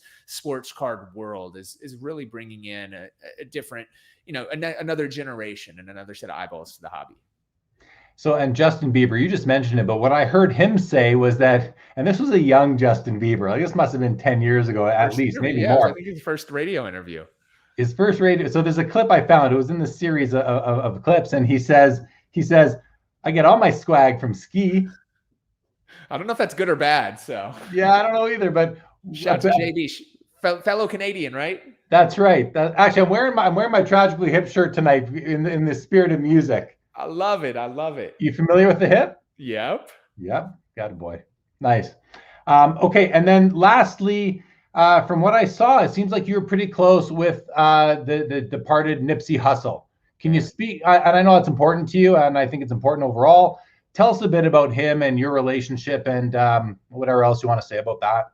Sure. Nipsey, Nipsey was one of those artists that I did his first kind of mainstream mixtape. They reached out to me and we connected. He was always, he was super raw, right? Like from the worst streets of South Central California, grew up in gang life, like all those things. Like that's his environment. That's what he grew up with. But he was more focused than anybody else and getting out of that. It was his goal, despite all the negativity around him, to empower not only himself, but everybody around him to be better. He was always constantly reading books. This is somebody that didn't have those typical mentors, that had to make it from the roughest places and really did everything that he could. And he was so inspirational that, I wrote an article on Drake at the time. And why I was like, well, Drake could have been the first artist that blew up without signing to a record label. He didn't need it. And I was like, it's a shit, he ended up signing to Universal. And I was like, great. Like he's going to be huge. This is very early on in his career. But I wrote a whole opinion piece, that he could have really been the first to almost disrupt the whole label system. And Nipsey just loved that. Is that he was all about being independent and on his own. He was signed to Sony originally, and through, the situation just didn't work out. And he was kind of left for dead, and he worked his way up, and he didn't want to go through being signed to a major label and wanted to do it all independently. So he started making all this noise again on his own. And he reached out to me to, not necessarily, we ended up managing him, but not in a traditional aspect. It was more of business partners and figuring out how to build his brand so he could do everything that he wanted to. So, it transitioned from us, helping him and doing projects and mixtapes and putting him on the radio and showing up at shows and doing things, to us actually partnering up under the Skee Music, All Money In umbrella. And from that, what was so inspiring about him and what I really took away was just, he had this vision and he wanted to do it on his own. There were moments where we had major record label deals in front of us. And I was telling him hey, let's just take this. It's a 2-album deal, 3-album deal. Let's be done with it. Let's use it to expose. And then we can go back to that. But he was just so steadfast in knowing exactly what he wanted and never compromising. And he did it his own way. And what was so interesting is once he passed away, if you look statistically, he didn't have the biggest records. He didn't have the biggest music, the biggest charts, the biggest streams, but he had the respect. And we all knew that. But when he passed away, I mean, it was on par, at least in LA, with when Kobe passed, right? Which is Kobe's one of the biggest athletes of all time. I mean, Nipsey had a 27-mile procession through LA that was documented on all the news. The city shut down, and I was in working with him. I had no idea the impact that he had. And it just goes that it was a reminder to me that if you do it the right way, his motive and kind of, saying is the marathon continues. That was his whole mixtape. And that's kind of what I live by is it's not, it's for the long term. It's not a sprint. It's a marathon, and do everything with that long-term focus. And it paid off for him. I mean, he it was just the impact that he had on people from that community, and what he was doing to redevelop that, and how he'd put so many people on was just second to none. And a lot of people just get caught up and see the tattoos and know the history of, him being in gangs. And he was of course, from that, you're a product of your environment, but he was pushing to get so much out of that, and just so inspiring to me and taught me so much, and really re-energized me even after his passing to stay true to what you want and what you believe in, and don't compromise for anything. So. Yeah, it's a great message. Thanks for sharing that. And I know that you were close, so appreciate that. Yeah. So some other things that you're involved in, I want to talk about, we're going to get to this just so the audience knows, we're going to get to sort of your view on the future of the hobby. I've also seen that you are, and you've mentioned it before, spotting trends, a bit of a futurist. So I want to pick your brain as to how you see the hobby. What does the horizon look like out a few years from now, as far as you want to take it? Before that, I just want to touch on a few of the other ventures that you're involved in, and ones that are hobby related. So your main business is Dash Radio. I downloaded the app the other day. I started listening to some music, found a nice 80s station. It was really cool. So and hey, it was free. So that was pretty awesome. So kind of quickly, between Dash Radio and Skee TV, tell us a bit about those projects of yours. Sure. So Ski TV is what we started early on, right? That kind of that was started as a YouTube channel, became a TV show, and we were almost too early for what we did. We were shooting music videos. We were the first company to really shoot them digitally while everybody was still using film, and kind of changed the way the industry looked at that. We in essence built like what Vivo was, this hub for music content before others had done that. And as that evolved, right? Like then, I just saw there being this big opportunity. Radio is my foundation. I started when I was 16 in Minneapolis, worked my way up to being on Sirius XM, where I was for 10 years here in the US, and iHeartRadio and Kiss FM for 7 years, including help launch the iHeart brand and app. And we just saw there being a big opportunity as kind of, the future distribution mechanisms changed because of the internet. Cars were coming built in with connected devices, so there's no need for satellites or AM FM antennas. And long term, we really looked at what was happening in like gaming in the metaverse, and that's why we launched Dash to kind of power music across these next generation of devices. And that's what's been really my focus, and why I left Sirius and left iHeart and started this company and went out and raised money and put together just such an incredible team around us to build what we think is going to be the future of, I guess, empowering music, and in essence being what, almost playing that same role that MTV played when I was growing up, in terms of giving this distribution and connection to people. So that's really become, that's my main stuff in my life. And, on the weekends we have the ski sports stuff where we, that's just my excuse, honestly, to go to games and to be on the sideline and on the field at my favorite things and interact with athletes. So. Okay, cool. Another thing I learned about you is that you were one of the, or if not the driving force behind the brand Beats by Dre, which I think everyone's heard of Beats by Dre by now. What does that mean? You were the driving force behind that, and how do you apply that to Cards and Coffee, if you will? Yeah, sure. So it was interesting when I moved to LA. I was always DJing, but I was fortunate enough in my career to learn the industry and business side of things first, which is what's helped me so much later on. So I got known in the industry for doing things with companies like T-Mobile, with Chrysler. We introduced the 300 and Magnum and chargers through like product placement and all these things. And another product that we helped early on, I remember we were working with a company called Monster, and obviously very close with the Interscope, which was Dr. Dre's label, run by Jimmy Iovine at the time, and doing a lot of videos with them. So at the same time I was doing Ski TV and all those videos, they were launching this new product called Beats by Dre. And I was like, me being a DJ and into technology, and I was like, this is so genius. This is going to work. Like, let's get down. So we helped, do all the initial early on marketing for them. They were paying us to put it in all our music videos. We were helped developing the campaigns, building DJ programs. I still have it's in my office. It's not here. It's the first headphones made, like, that says the sample on it from like whatever year that was. But it is great. And, Dre is just an icon and, the greatest hip hop producer of all time. And somebody that's become a legend in circles, and I've been fortunate enough to interact with him over the years. So yeah, I was able to help play a small role in building that $1 billion brand for them very early on the headphone side. So it was so much fun. Well, don't lose track of those early that first sample set you have. Right? That's a humongous collectible right there, I would have to think. Oh yeah, I've got it. I gotta get Dre to sign it or something. That's what I should do. That's actually a good idea. Reminds me of the first Apple computer, right? Signed by Jobs and Woz, right? Similar collectible. Yamwax's ears are perking up right now. Yamwax loves the pop culture kind of collectible type of thing. So he says the NFT IRL combo is the future of collectibles, in my opinion. Sports card seller reminds everybody to hit that thumbs up button. Thank you for that, sports card seller. And Michael Ham says, thank you, Jeremy, for these interviews, and thank you, Skee, for being available and helping grow this hobby. So I want to move into the future of the hobby, but before we do, one more project that you're involved in is called Mint 10. Yeah.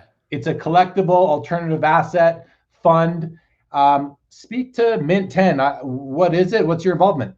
Sure. So, early on when I was really going heavy with cards, we've raised a bunch of money. I have a lot of friends in the venture capital industry and just great investors. And I was sharing kind of my excitement with some of them on sports cards. They're like, what's going on? I hear about all these things all the time, and got connected with a couple. There was a couple people, two brothers, Carter and Courtney, who run a big venture fund called M13 out here. Tremendously successful investors, startup founders in the past. And Carter's actually, engaged to Paris Hilton right now. And we've always been friends and looking and hadn't really worked together on things. We'd always believed in co-invested in different projects, but they have a crazy story too. Like, their father was the CEO of Interlake. And if you guys know this Interlake Jordan card, he's the one that made that basically and did those things. So he was the one who was like, yeah, our dad was dumb to sponsor this, his Interlake being this like B2B company. He sponsored the Bulls and they created these cards for it. And so we get to go to games and stuff. So they'd been collecting things, and we kind of decided to all team up and throw together what I was doing. I mean, I believe in the business opportunities, of course, in this hobby. And we decided to kind of team up and throw all our cards in the mix together, as well as, we're of the belief that there's going to be tremendous value born from this industry from a lot of the startups in it. When I look back at my successes in sneakers, right? Like I was fortunate enough to do collaborations and work with all the brands, to do documentaries, to host events, to have a tremendous collection that's hopefully grown in value over those years. But the biggest success will become from, the deal flow that I got being in there and investing in a company like StockX, where a small check early on at seed stage becomes, very significant when you're talking about companies valued at billions of dollars and you're getting in literally day zero for that. And we believe the same thing is going to happen in the card space. And, so we decided to kind of partner up and approach the space together to pool our resources and knowledge and launch this kind of alternative asset fund that invests in the entire sector. So yes, we are buying cards and have, already, 7 figures worth of cards and, we have a very, unique strategy, the way that we approach the fund there from a growth perspective, but also investing in the startups and helping them out there. And we've made some, we were one of the investors in Geniment that was just acquired by PSA. We've been fortunate enough to invest in other companies like Collectible, that's doing tremendous. I mean, the Wax on the insurance side, there's a whole list of others out there, Knox, which I'm super excited about. And, for us, it's this unique kind of fund where we have our money allocated between, it's leaning even heavier on startups than we initially planned, just because we've had a lot of success there and they know that world better than anybody else running this massive fund. And, we know how to kind of tie things together and take the knowledge that we have and the beliefs. Like, we're all betting on this industry. So it's a way for us to put our money where our mouth is and kind of pool knowledge and resources and also service investors with a unique way if they want to participate in cards without having to know what to buy and what to do. We've brought on a great fund manager who's just, his knowledge in the space is second to none. He's been in the scene for a long time, MBA from Wharton. So we've really built, an incredible, team around us and are super, super excited about the future of the industry and cards. And that's where, I've put all my investments through that and where I'm running all my investments through right now. And it's been just a great experience. And we still think there's just so much potential in the space. Okay, so great segue then, man, because I was curious about the Mint 10 thing, and I did see somewhere that there was a connection to Geniment, Collectible, and Wax. So you've explained that they're investments. So that's really cool. You're not just investing in cards, you're investing in the whole industry itself. That's encouraging. Great segue into what you're excited about as far as the future of the hobby goes. I mean, you've already said quite a bit on it, so I'm going to ask you sort of let's talk about let's go the other way. Any concerns you have about the hobby being accessible to the next generation and what you think we can do as a hobby to overcome? Absolutely. I mean, for kids, it's just, packs of the Prism and things that you want, right? Like, it's just, I mean, we all saw what happened at Target the past week, where they had to formally, I mean, it was going that way anyways, where they had to stop selling stuff because people are literally getting shot over cards in the parking. Like, people are waiting and look, that happens. We saw it happen with sneakers, right? It's supply and demand. So there's not a good answer. And I'm glad I don't have to solve that issue. But I think number one is that we need to make it accessible to kids and find ways to get packs in the hands of the next generation. and get them to have fun with it. But in terms of concerns, like I'm excited about so many things, we can jump into that. But since you're talking concerns, like I'm absolutely concerned about the production levels of some of these cards, right? Like you see, and like I'm scared. Let's see what happens once this backlog from PSA comes back. How many of a lot of these cards are in the marketplace? It'd be Pokemon cards that, you know, I'm scared a lot of people hadn't graded them over the years and they didn't even know what it was. They saw the values go up. So there's probably millions of Pokemon cards just sitting there waiting to be graded. And what happens when those pop reports creep up? What happens when, you know, we see how many Zion Prism rookies are out there. And, you know, even if he turns out to be a great player, like some of the pricing on this is there. And also, like, look, I'm scared of everything in general right now in terms of, you know, investments, not sports cards. I mean, sports cards happen to be a part of that, but everybody's winning. Every market is up. If you invest in stocks, you're winning. If you invest in art, you're winning. If you invest in cards, you're winning. If you invest in anything, you're winning. And that, like, if you buy houses, you're winning. If you buy a car, you can buy a car and sell it for more than MSRP just because of, you know, the amount of cash going in there. So I'm scared of what inflation, what is going to happen with that. And, you know, while, you know, I think that, you know, we've obviously come out of COVID strong somehow, which I didn't expect and am so thankful for. It just doesn't seem maintainable. And when you look at the velocity of how quickly, and cards are right at the center of it, but it's no different. I mean, it would have been the same if you invested in stocks. Everything grew so quickly and so much. People expect that same returns. I don't think we're here for the same velocity. So I'm concerned, and I'm so concerned about, you know, obviously just seeing what happens when, you know, we see the population and how much demand is there for that. And we'll see what those true prices are for those things. So those are kind of two areas of concern. One is sector agnostic and the other is specific in terms of just production and getting it in the hands of kids. We've got to find a way to do that or to create products that are still fun and that can be valuable, that aren't just being taken by breakers, that aren't just being taken by, you know, people trying to flip it because, well, it's good in the short term. It can hurt long term. It's just going to price a lot of people out, which sucks. So I was going to say, like, any ideas on how we can keep it interesting and well, not interesting, but accessible to young people.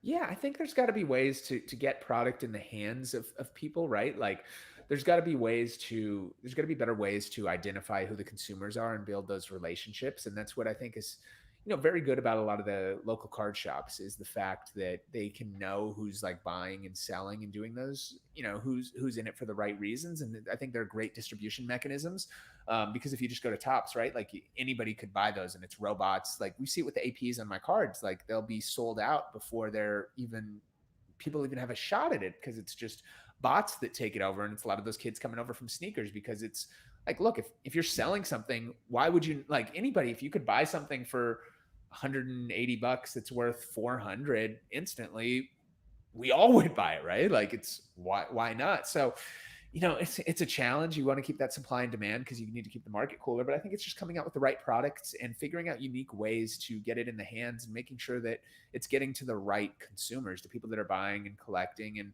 figuring a way to track that and to open up those systems and I guess build into that loyalty. But it's a tough one. You know, I'm glad I don't have to solve that, but I wish I had more answers and ideas there, and would love to hear people out there's thoughts and ideas. Yeah, no, very fair. Okay. And as far as volumes and populations go, you know, the backlog of PSA kind of eventually making its way into the marketplace. What do you have any sort of advice on what we as collectors and sports card investors can do to balance that out? Like, I have some ideas. I'm wondering what you think about that. Yeah, I like, mean, or to avoid any potential pitfalls that could be coming even. Yeah, I mean, one, don't send every card into PSA out there. Like, you know, that was the challenge in talking. And I toured the facilities, you know, a couple of weeks ago. And by the way, I've got to say, I was blown away by the level of detail that they go into when they review these cards. I mean, it is a true process. I always assumed it was like a guy in a dark room, like looking at it and going through that whole system. Like the infrastructure they've built is phenomenal. I was blown away seeing it in person and seeing how many hands each card goes through. That being said, we don't need to degrade everything. That's one of the challenges that they have is they're like, look, people just send it. And one of the mistakes that I think PSA made that led to this, and this is what I think new ownership is going to help fix, is the submission forms and the way it was submitted was very archaic, right? And people would send them in different lists. So then you're stuck with all these people sitting there ripping boxes, and cards aren't in the right cases, and they have to like go and audit, and it just takes a lot of time. So I think you're going to see much more streamlined submission things for that. And obviously the Gentleman acquisition, hopefully really, if they can get that rolling, and the product is phenomenal. I mean, when we saw Gentleman early on, the reason that we invested was because the technology, they really got it and were doing it and had proven it. And it's like robot umpires in baseball. Like computers can do things better. They can say exactly how accurate it is. So I think that will really help that. But I think, for investors out there, it's don't send everything out there, and also be conscious of that and don't fall into the hype. Like it's so easy. And we see it every week with the card industry, right? Like there's a new card or a new player that we all have to have. Like you don't have to buy into those buying cycles, and be smart and just do the understanding. Like one key thing is like, no matter how great, Luka or Zion can be, look at how many cards are out there, and then look at like other players that have already been established. And it's still like, if you look at the pop reports of established Hall of Famers, Tim Duncan or somebody, right? And Tim might not be the most exciting. He might not, there's swag and other things that go into it, but it just comparatively looks extremely undervalued. So I think it's just looking long form at what's smart, not getting caught up in the height of the moment of today. I think taking it back a little bit. I mean, I'm shocked at the prices of still some of these Hall of Fame players across all sports. And that's one area that I'm focused on buying some of that stuff right now, just because I think people are just so focused on what's new and what's next and ripping and breaking that. And I've tried to stem away from that. It's fun to rip stuff, but from an investment perspective, it just doesn't make sense. No, you're right, man. It's flavor of the week has always been a way of the hobby. But my sort of advice, or the way to deal with it, is just rarity and scarcity. We have you can go for a base prism, or you can go for a numbered parallel. Even a silver prism is a very widely available card. Yeah. So my recommendation is to look to more rare numbered cards where the quantity out there is actually known and finite. So I mean, 100%. And transparently, like that's what we do in the fund. I mean, we have very smart brains. Like we have our passions, and that's what's so great about it. But we're also operating and using other people's money behind ours. And that's one of our key theses, is that we believe that rare numbered parallels, because exactly how many there are. How many silver Zion prisms are there out there? There might be a few, might be a lot, but just the price disparity doesn't make any sense. And we see it across sports in so many sectors. So that we think that the value is going to be, and I personally believe the value is going to be holding things that you can serialize and identify. And that's why I'm even making my companion cards and those cards so they're serialized and what they are and what exists. Yeah, makes a lot of sense. Makes a lot of sense. Lindsay Jameson says, after tonight, I feel like Tim Duncan will go big. I got to tell you, I watched him today, and he was very well spoken for a guy who admittedly doesn't like talking to people. He said that tonight. And just doesn't like being public speaking. He spoke very well. His outfit, his hair were on point. He looked tight. Like everything was pretty good for him tonight, I thought. Yeah. Okay, we're gonna start to wrap this up. We do have time, so why don't we get into what I like to call the Sports Cards Live 5. I did prep you for this the other night. We're gonna go through the 5 questions and get your answers that's a bottle of water. Did everybody see that? Gallon a day. Got to be healthy. Got to be healthy in the pandemic. I made sure to really focus. Make sure you drink your water, kids. Yeah, but did you guys see how big that container was?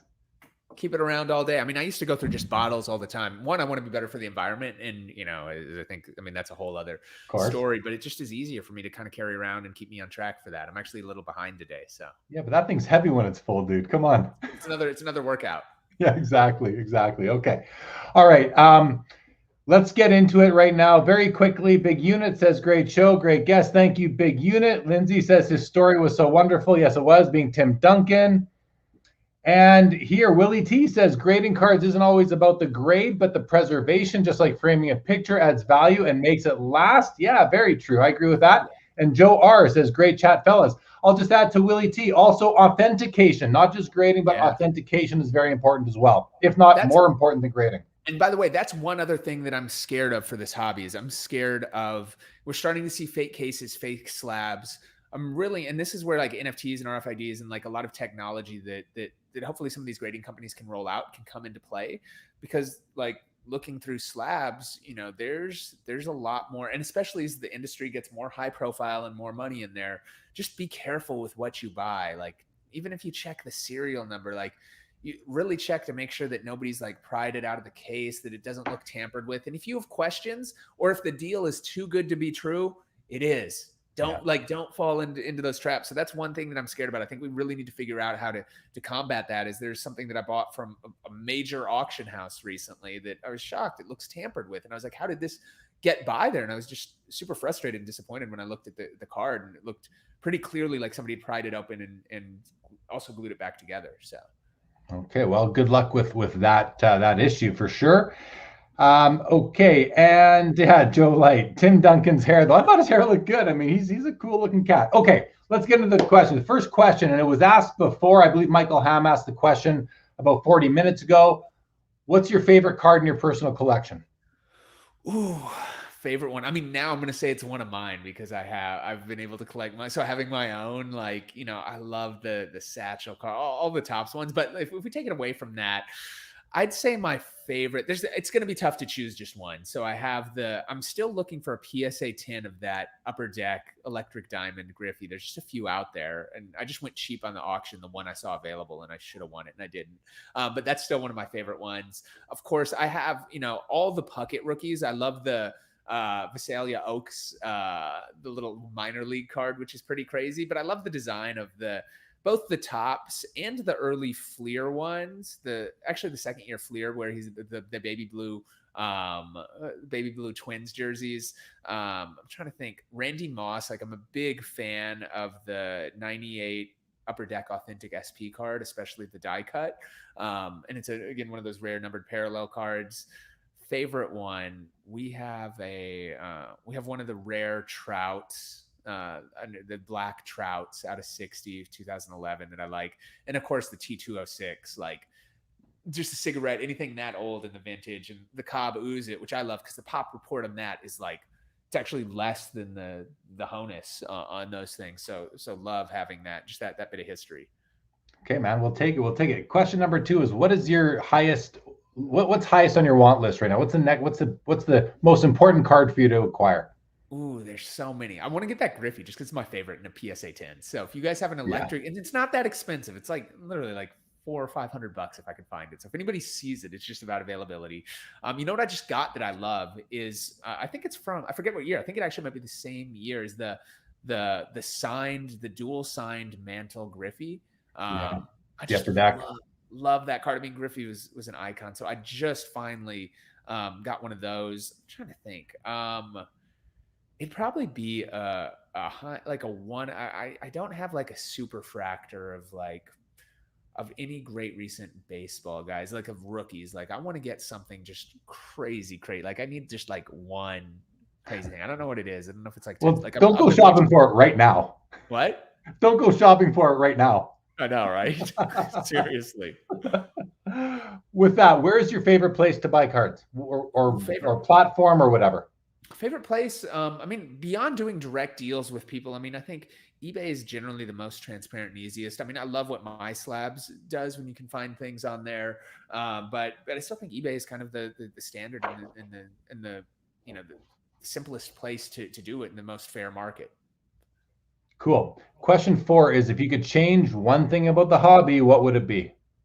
Accessibility to the next generation, right? Like, making it, and just for everybody too. Like, it sucks that we can't rip all the packs that we want. Like, I don't save wax. I can't. Like, I just sit here. Like, if it sits here, I'm going to open it and break it.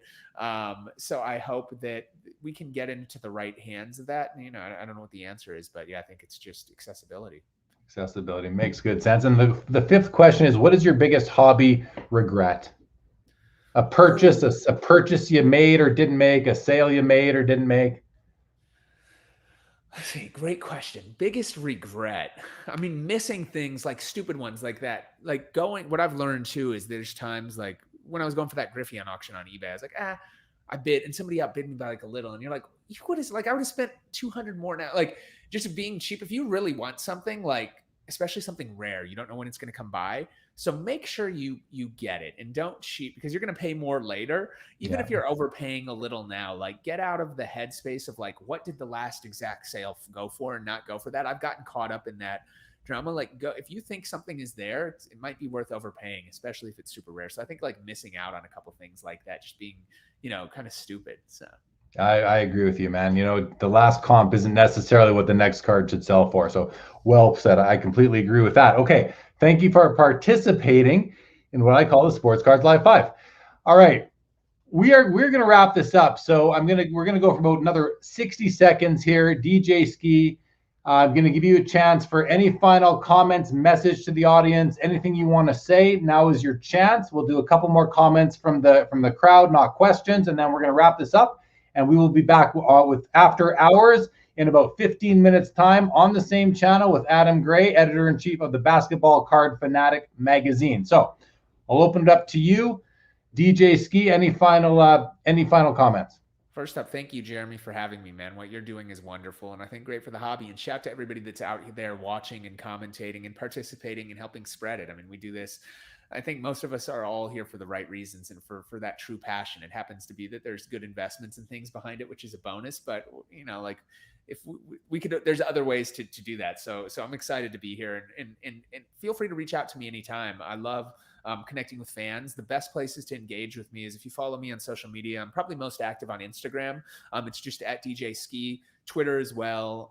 And by far I'm most active in my Discord. So the link to my Discord, it's a little complex. So just go I have a link in my bio on both Twitter and Instagram, and it'll take you to my Discord server, which I think there's a lot of great communities that Discord powers. And we're trying to build a really good card one in there. So come jump in, say hi. We'll be super active. And I really hope you guys enjoy the Topps projects drops that I'm doing. I'm really going all out and spending way too much time on each release with all the details, just because it's something I'm having so much fun with. And I hope I can continue to do these drops and products. And that's why I'm so focused on building my companion cards and other lines, so I can keep carrying this on with or without Project 70 and other things. And there's some really, really fun things we have in the works. So I really appreciate all the support. Anything you guys can do to spread the word on all of that is super, super appreciated. And yeah, if you guys ever come up across any Minnesota sports memorabilia, I'm your guy. If you guys ever end up at a Vikings or Twins game and you're out there, come up and say hi.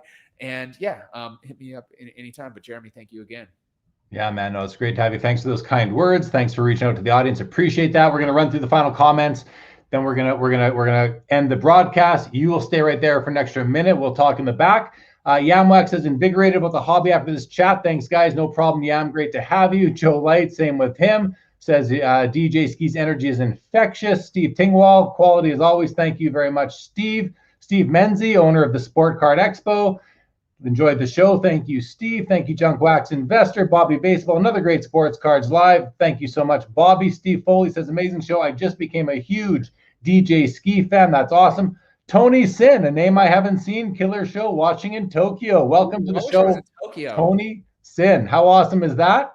Joe Light says, sharing this episode. Great episode. Thank you so much, Joe. Much appreciated. All right, guys. I'll be back in about 12 minutes with Adam Gray on After Hours. Be sure to join us for that. Thanks again to DJ Skee. We'll see you all on After Hours. If not, we'll see you back here next Saturday for another episode of Sports Cards Live. You hang out 1 second there, Scott, please.